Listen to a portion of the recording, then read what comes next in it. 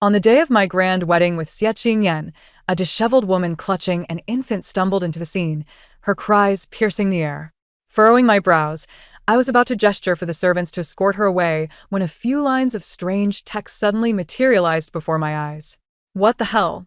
The plot has commenced. This is where the female antagonist drives away the heroine, resulting in the male lead's inability to save his child, who perishes in the heroine's embrace. This marks the inception of an agonizing narrative spanning 1,800 chapters. The female antagonist does not escape unscathed either. In her quest to marry the male lead, she causes the death of another's child, only for the male lead to harbor no affection for her.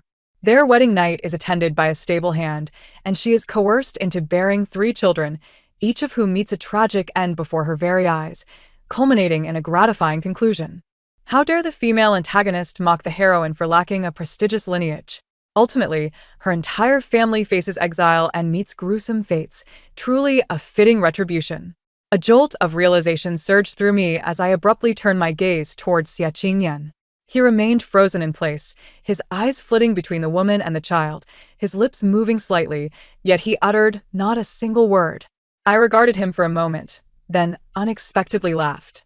If this union were not to be, so be it. Eins Xilang. I implore you, please save our child. The woman rushed into the wedding hall, clutching a swaddled infant in her arms, her cries piercing the air. He is burning with fever. He can hardly breathe. For the sake of his bloodline, I beseech you to save him. He is your son, Xielang.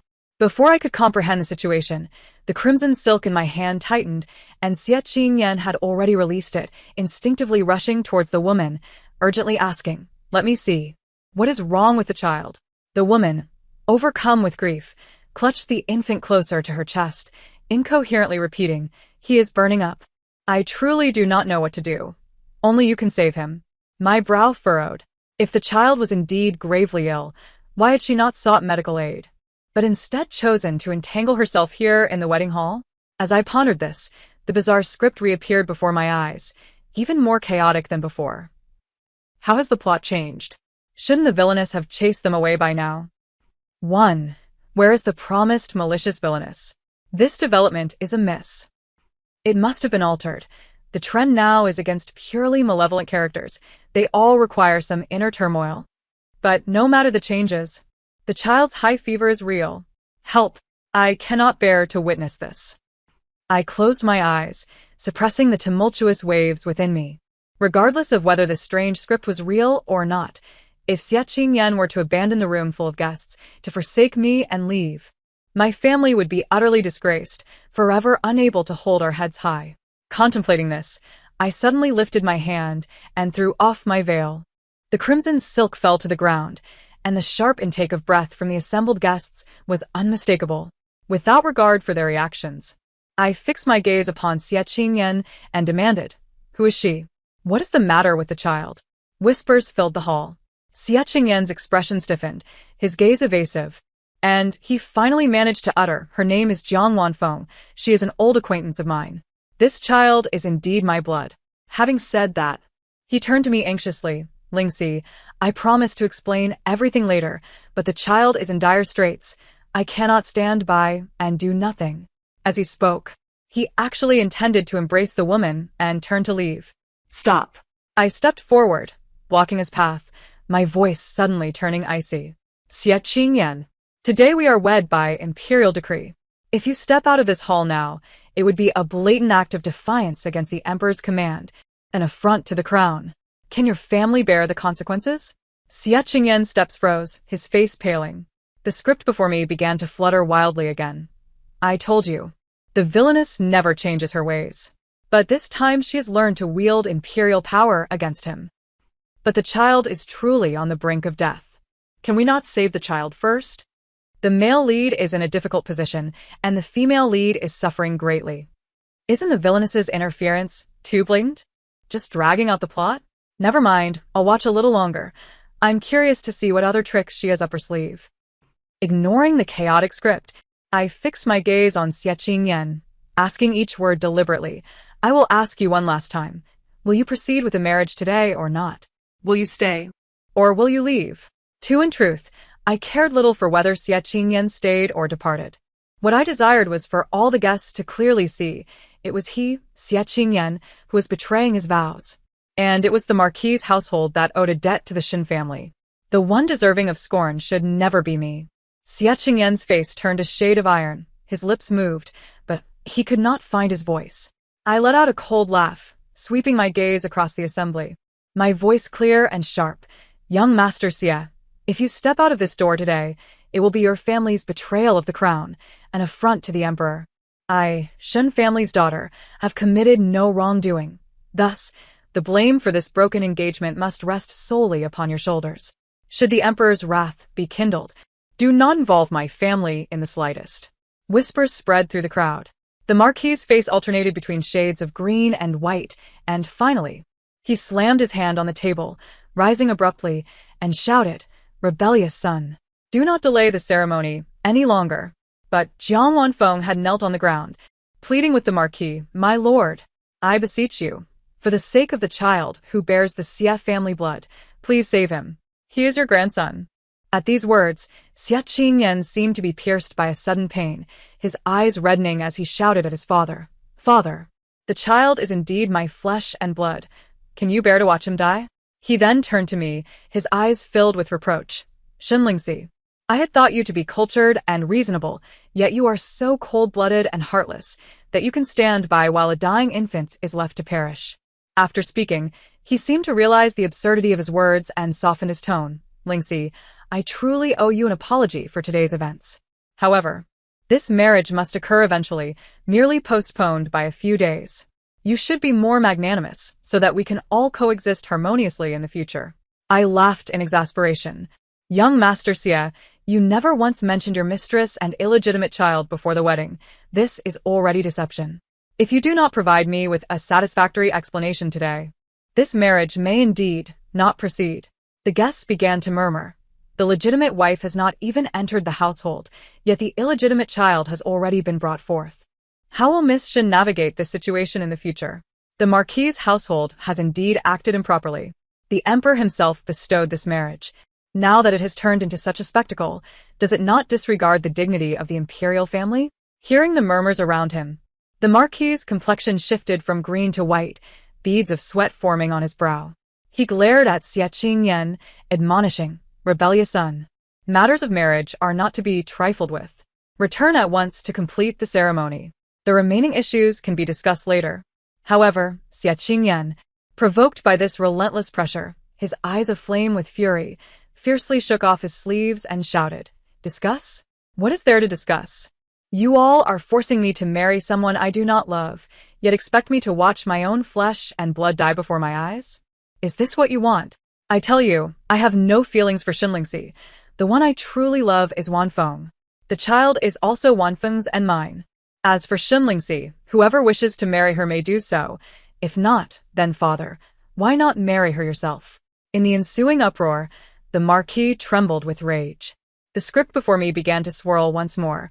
Although the male lead's words are rather harsh, aren't they? Even with the child on the verge of death. Why are they still arguing over this? Save the child first. Isn't this all the villainess's fault for obstructing? Otherwise, they would have gone to save him by now. Yet the villainess does have a point.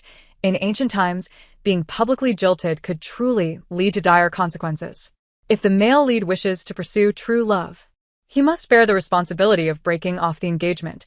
He cannot benefit from all the good fortune. But why doesn't the female lead seek a doctor first? What use is it to turn to the male lead? Yet these rational voices were quickly drowned out by the increasing condemnation directed at me. I gazed at Xie Qingyan and suddenly laughed, my voice resonating throughout the wedding hall.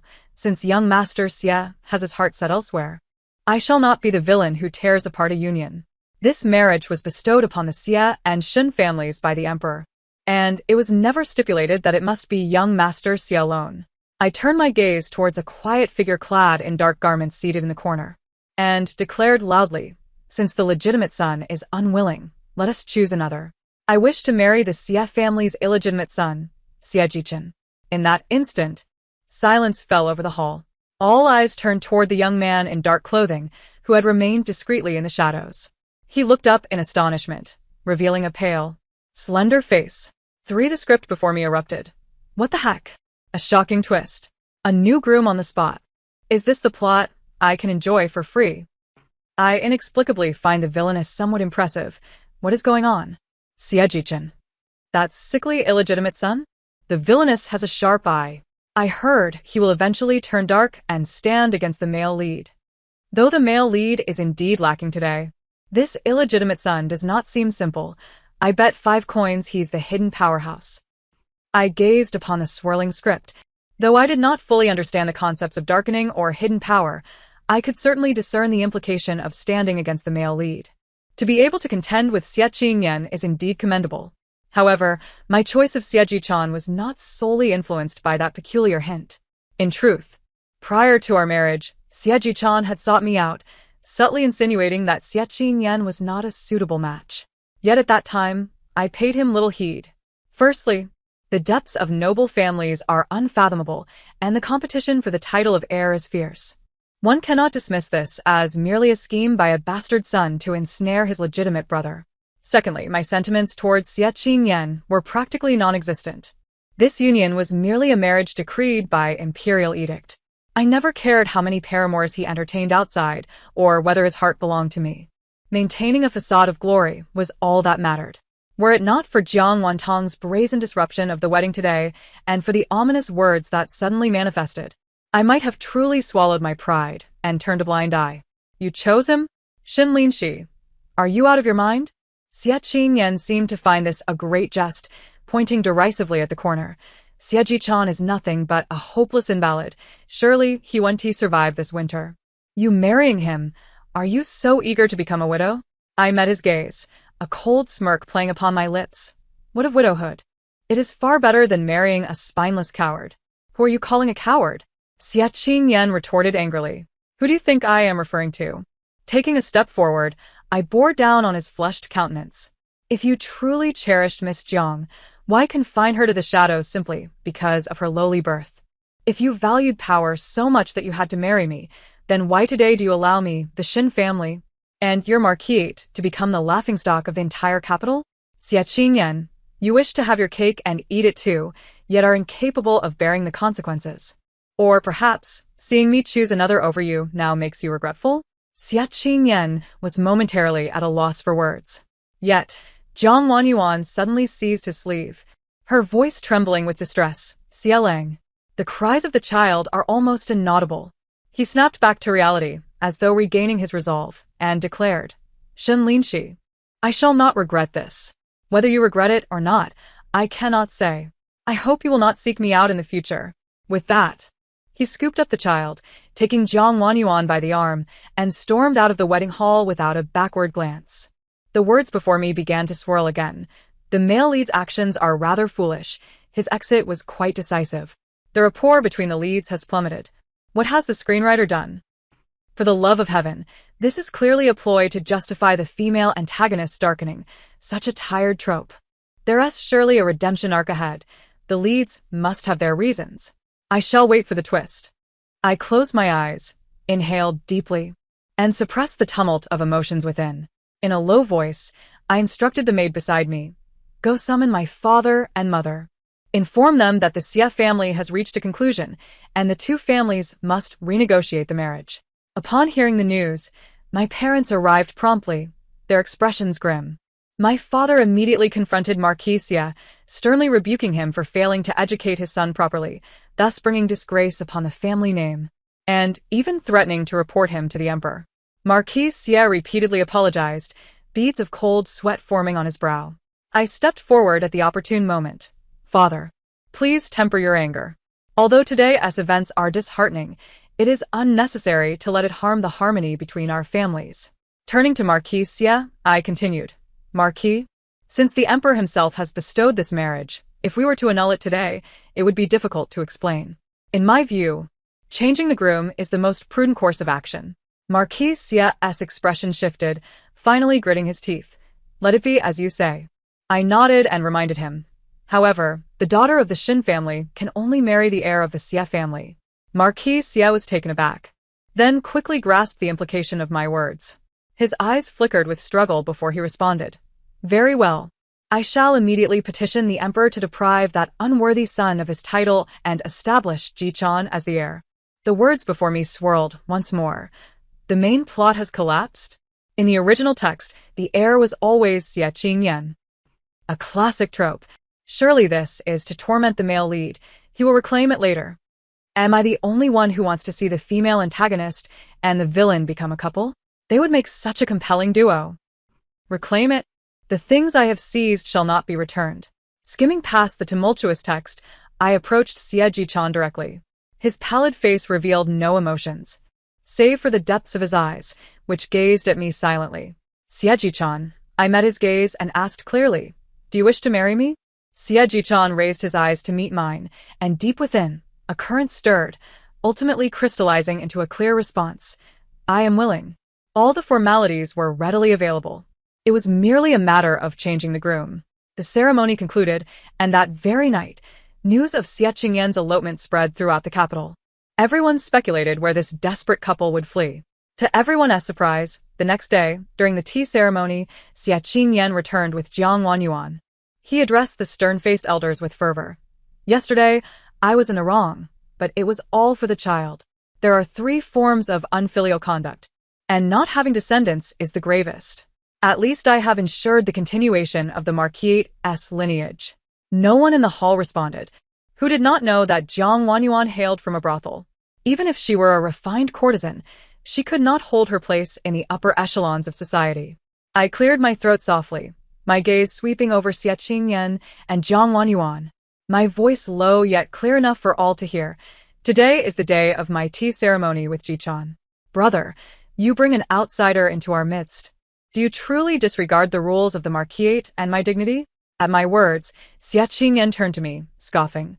You actually married this sickly wretch? Look at him. He likely lacks the strength for the bridal chamber. Miss Shin, you are already beginning to live as a widow. Xie Ji-chan's fingers trembled, his complexion pale. I gently clasped his icy hand, meeting Xie Qingyan's gaze. Brother, your news is woefully outdated. To stand here and speak such arrogance at this juncture truly inspires my admiration. Xie Qingyan frowned. What do you mean? I am the heir to the Marquis, the rightful successor. You could not marry me, so you are left with a useless man. The one who should be lamenting is you.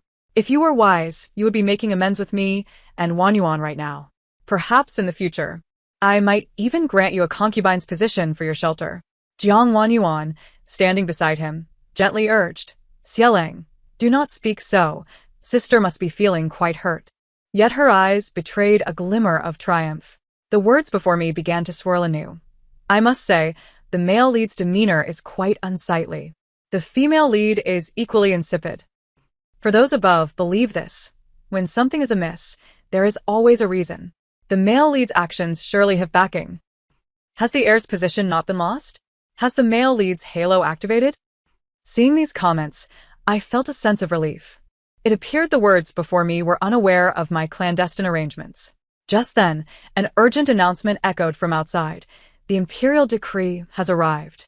Everyone hastily adjusted their attire and knelt, bowing their heads in silence.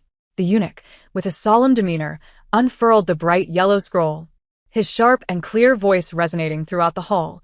By the will of heaven, the emperor proclaims, it has come to my attention that Marquis Xie Yuan has reported that heir Xie Qingyan has acted improperly, displaying misconduct on his wedding day, thus failing the emperor's grace and proving unworthy of succession. I am greatly dismayed. However, upon review, the Marquis's second son, Xie Ji-chan, possesses a gentle temperament, is respectful and filial, and is fit for a significant role. Therefore, I approve your petition to depose Xie Qingyan from his title and establish Xie Ji-chan as the heir to the Yongning Marquis. Thus it is decreed. As the decree concluded, the hall fell into a profound silence. Once the eunuch departed, Xie Qingyan remained kneeling, his complexion as pale as paper, as if his soul had been extracted. Jiang Wanyuan timidly reached out to assist him, but he violently swatted her away, the force causing her to stagger back a few steps. What does this mean? He suddenly lifted his head, his eyes bloodshot and voice hoarse. By what right? By what right was my title taken from me? My mother was the rightful wife. My position is legitimate. How can it possibly fall to him, Xie Ji-chan? Moreover, he is an invalid. Whether he can survive until next year is uncertain. Why should the title be granted to him? I furrowed my brow and admonished. Enough of this insolence. Jichuan is now the heir officially bestowed by His Majesty. And your malicious words here are an attempt to curse the heir, to show contempt for the imperial will, are they not? Upon hearing my words, Xie Qingyan seemed to have finally found an outlet for his pent-up frustration, abruptly pointing at me and vehemently cursing. It is you. It must be you, that venomous woman. Scheming against me. Unable to marry me yourself, you resort to such vile tactics to ensnare me. He lost control of his emotions and raised his hand as if to strike me, but was firmly restrained by Xie Jichuan. Though frail in body, Xie Jichuan's gaze was as sharp as ice. Elder brother, tread carefully. Silence. Lord Xie, straining against his illness, barked. Yesterday's anger had left him pale and feverish. Xie Jichuan quietly supported his father's arm. Lord Xie cast a long, sorrowful glance at him, patting his hand as he said, "Good boy." Then, with a heavy heart, he turned to Xie Qingyan, rebellious son. "This matter is my decree. It is precisely because I have indulged you too much that you have developed such a reckless and irresponsible nature. Do you not realize that had it not been for Jichuan's foresight, our entire household could have been dragged into prison due to your reckless escape from marriage yesterday? You care not for the family's honor or disgrace. You are unworthy of this title of heir." With that, he waved his hand wearily, declaring, "Take him away." The words on the page swirled once more. Who just claimed the male lead had a backup plan? Step forward, if you dare. Just a pathetic coward. Laughable. All that bluster, and it turns out he doesn't even know how he lost his title. No need to rush. It's only natural for the male lead to face some setbacks at the beginning. He will surely rise again. But in the original, the male lead had an easy ride, with no chance for a comeback. This adaptation has added too much drama. This plot has strayed far beyond recognition. It bears no resemblance to the original. Best to treat it as a new story. At this moment, Xie Qingyan appeared utterly dejected, barely able to stand with Jiang Wenyuan's assistance. He slowly lifted his head, casting a venomous glare at me and Xie Jichuan, suddenly sneering. "Very well. I shall wait and see how long you, this ailing wretch, can hold on. The physician has already proclaimed you will not survive this winter. The bloodline of the Xie family now rests solely upon me and you. When your strength wanes, I shall await your pleas." With that, he forcefully pushed aside the servant who approached to assist him, taking Jiang Wenyuan with him, leaving without a backward glance. Rebellion. Trulli à rebellion. Lord Xie pointed at Xie Qingyan's departing figure, trembling with rage. Before he could finish, he was seized by a violent cough, spitting blood, his body swaying dangerously. Xie Jichuan's expression changed, and he rushed forward, steadying his father's faltering frame, his voice soft yet resolute. "Father, take care of your health." His elegantly formed fingers firmly supported Lord Xie's arm, while his other hand gently patted his back to ease his breathing. The hall descended into chaos as servants hurriedly provided warm water and cloths. Lord Xie leaned against Xie Jichuan's hand for a while, his breath gradually stabilizing.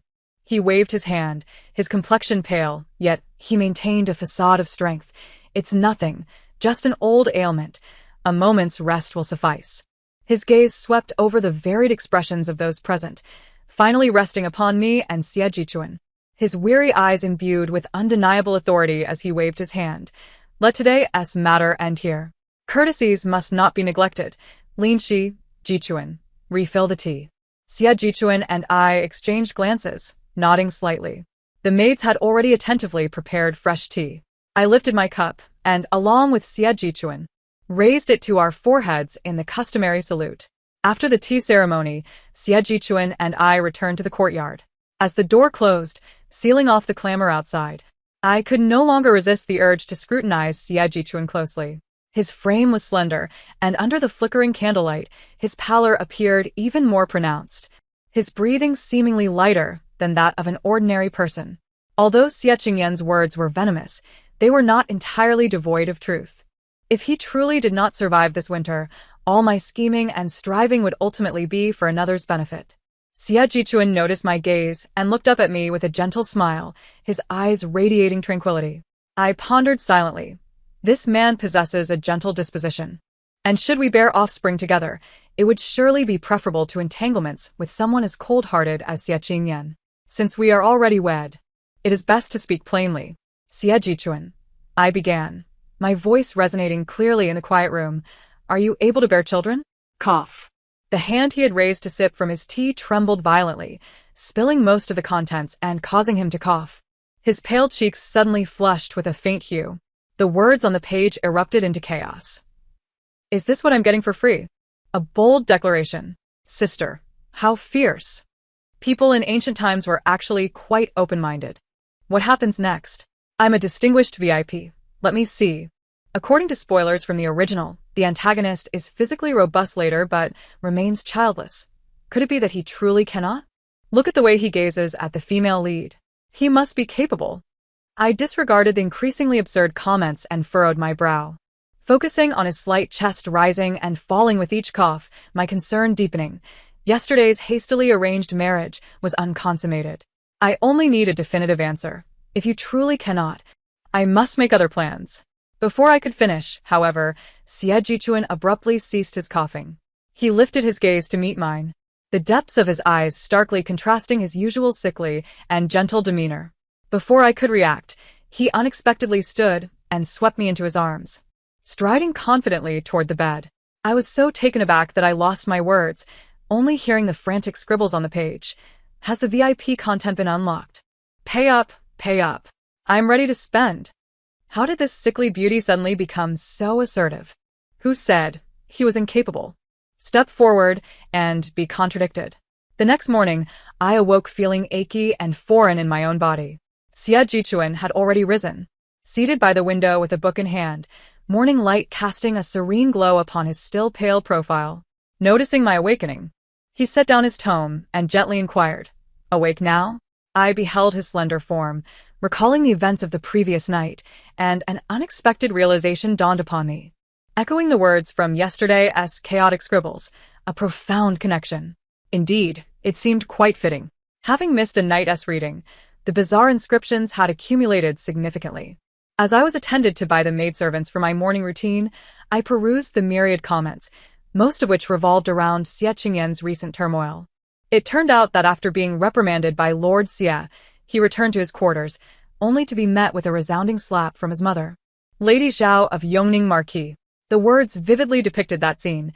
Lady Zhao trembled with rage, pointing an accusatory finger at him.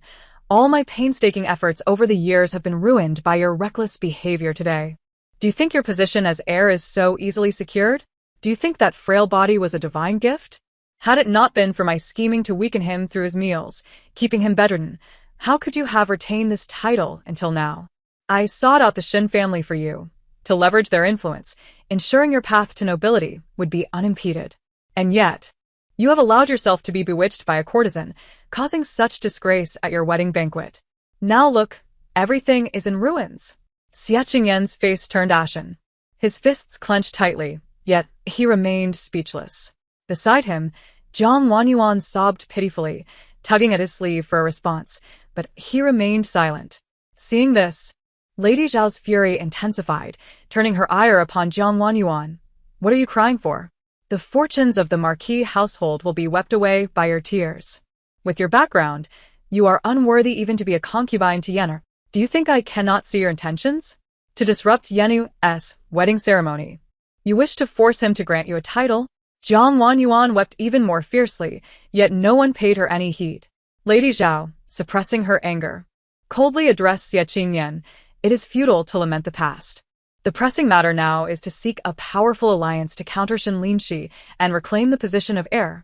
Upon hearing those words, Jiang Wanjian abruptly raised her head, her voice filled with sorrow. But, Sir Xie promised to marry me. Zhao's laughter echoed disdainfully, her contempt unapologetic. Marry you? Dream on. The threshold of the Earl of Yongning's residence is not to be sullied by a woman of your ilk. Xie Qingyan remained silent, offering no defense. The words before me surged with fervor. What the hell? So this is how the villain's frailty came to be. Zhao is truly venomous. The male lead isn't saying anything? What a spineless coward. Jiang Wanjian is both foolish and lowly, unable to see her own station. This pair of protagonists has utterly lost all favor. It would be better to watch the female supporting character and the villain pursue their ambitions. Indeed, Shin Linshi and Xie Jichen's storyline is far more engaging. I regarded these comments with a calm demeanor. It was anticipated that Zhao would seek a more suitable match for Xie Qingyan, after all. Noble families prioritize reputation and interests. How could they truly allow a courtesan to become the future matriarch? What truly sent chills down my spine were those two words, poisoning. My gaze instinctively turned to Xie Jichen by the window. Was his frail health truly the result of years of poisoning? If that were the case, Zhao's heartlessness was indeed appalling. And if it remained unaddressed, even though Xie Jichen was now a son of the nobility, his days would likely be numbered. My heart constricted, and I immediately issued orders. Scrutinize every aspect of the young master's food, clothing, incense, and utensils. No detail may be overlooked. I needed to ascertain what the poison was and where it lay hidden. No sooner had I given the command than the words before me shifted once more. Wait, isn't the female supporting character's reaction strange? Why is she suddenly investigating poison? Does she seem to know something? Did she overhear our discussion about poisoning? Could it be she possesses mind-reading abilities? Can she see our conversation? This plot is becoming increasingly fantastical. Newcomer, this is no mere supporting character. Her aura and methods clearly indicate she is the protagonist. I paid no heed to these speculations, focusing solely on awaiting the outcome. My father, well aware of the intricate intrigues within noble households, had assigned me a trusted physician skilled in toxicology upon my marriage. Now was the time for his expertise. In less than half a day, the taciturn physician arrived to report, his expression grave. Your Highness, your suspicions were indeed correct. Various substances have been added to the young master's food and incense. He explained. Individually, these are both restorative substances, harmless and beneficial. However, if consumed together over a prolonged period, they create a highly toxic substance that slowly erodes the internal organs, leading to gradual weakness, persistent coughing of blood, and ultimately, a extinguished life. The young master's pulse indicates a long-standing affliction. If this continues for another 3 to 5 months, even a celestial being could not save him. I inhaled sharply. Though I had anticipated this, hearing the irrefutable evidence and the dire consequences sent a chill coursing down my spine. Zhao, for the sake of her own son's title, could perpetrate such heinous acts against a legitimate son, committing murder without bloodshed. This internal struggle was indeed more insidious and brutal than I had imagined. I closed my eyes, suppressing my fury, and when I reopened them, my expression was one of icy resolve. Preserve all evidence. We must have both witnesses and material proof. This matter cannot simply be allowed to pass. Several days later, rumors regarding Xie Qingyan's elopement not only failed to subside, but rather intensified. Although Zhao scurried about, seeking a more advantageous match for her son, families of repute avoided the situation, fearful of tarnishing their own reputations. Ultimately, Zhao managed to persuade a noblewoman of considerable lineage, albeit with a somewhat awkward familial position in court, with some form of substantial benefit. On the day of the betrothal discussion, while the Earl's residence was not as grand as a wedding, a modest banquet was held, inviting some relatives and the prospective bride's family. I instructed my servants to prepare the poisonous food and incense that Xie Jichen typically used, awaiting the opportune moment. As the banquet progressed and laughter filled the air, I nodded subtly. My trusted maidservant stepped forward, placing the meticulously prepared delicacies and a fragrant incense burner with an unusual sweet aroma onto the table before Zhao. Zhao, Engaged in conversation with the mother of the noblewoman, inadvertently glanced at the delicacies and the incense burner, her expression suddenly transforming. Her hand trembled violently, knocking the teacup before her to the ground. With a sharp crack, porcelain shattered. Ah! She exclaimed, drawing the attention of all the guests. What was the matter with mother? I immediately rose, feigning surprise and concern. Are you unwell? Zhao's complexion drained of color, her breath quickening. Her gaze fixated on the delicacies and the incense burner as if she had seen a ghost. Yet, she quickly regained her composure, insisting, No, it's nothing. My hand just slipped. Quickly, remove these things. They're in the way. The servants, hearing her command, hurried to comply. But I stepped forward at the opportune moment.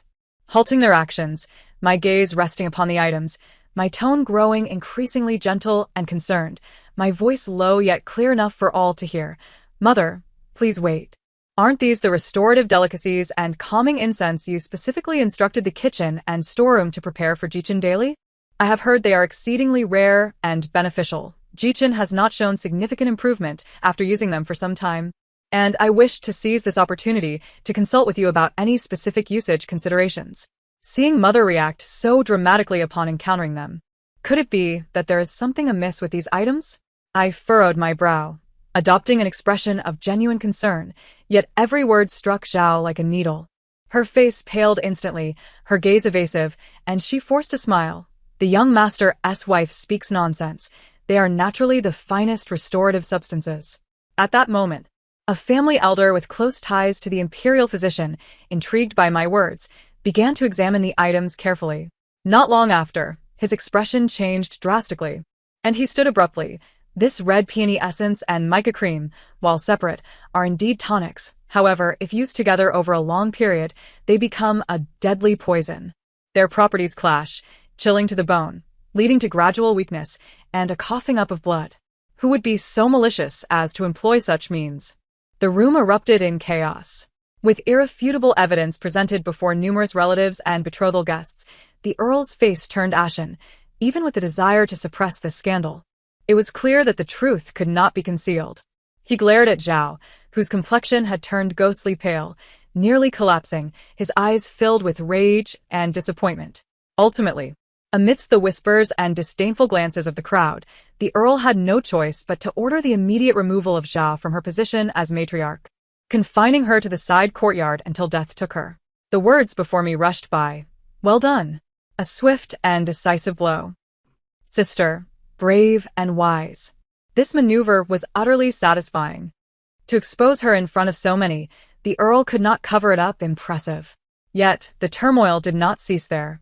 A few days later, an even more shocking piece of news emerged. Jiang Wanjian, seeing her hopes of marrying into the Earl's family dashed, and with Xie Qingyan poised to wed another, somehow acquired a lethal poison. In Xie Qingyan's courtyard, she personally poisoned Zhao, who continued to curse her even while confined, as well as the increasingly silent and despondent Xie Qingyan, and even her biological son, whom she regarded as her sole support, ultimately taking her own life with poison. When I learned of this tragic conclusion through the rapidly shifting words before me, my hand faltered over the pen. Though I was startled, it transformed into a mere sigh. Once a life is extinguished, further grievances are futile. Now, what troubled me most was the increasingly clingy Xie Jichin. Since that night we shared, he seemed to have transformed into a different person. My upbringing taught me that a marital relationship should be one of mutual respect and propriety, fostering longevity. Yet, Xie Jichin disregarded this entirely, seemingly desiring to be with me at every moment, requiring my presence while reviewing documents, seeking my company while sipping tea and enjoying the scenery, and even finding every excuse to linger in my chamber at night. Especially after the revelation regarding the poison, he became even more fervent, frequently clasping my hand. His eyelashes lowered, his tone frail and aggrieved. My lady, there are those who wish to harm me. Only by your side do I find solace. Such a demeanor momentarily rendered me incapable of hardening my heart to cast him away. The words before me began to stir once more. Help. He is feigning. He is undoubtedly pretending. In the original text, he didn't flinch even while committing acts of violence. Cunning, scheming beauty. He simply desires to cling to his wife. Ha ha. Regardless, I shall indulge in this sweetness as a gesture of respect. I gazed upon those inscriptions, a smile tugging at my heart. Whether his reliance was genuine or his weakness an act, at least in this moment, he posed no threat to me. After all, in the secluded depths of the Marquise, having someone to share the days with is not so bad. The narrative concludes here. Thank you for listening, and I look forward to our next story together.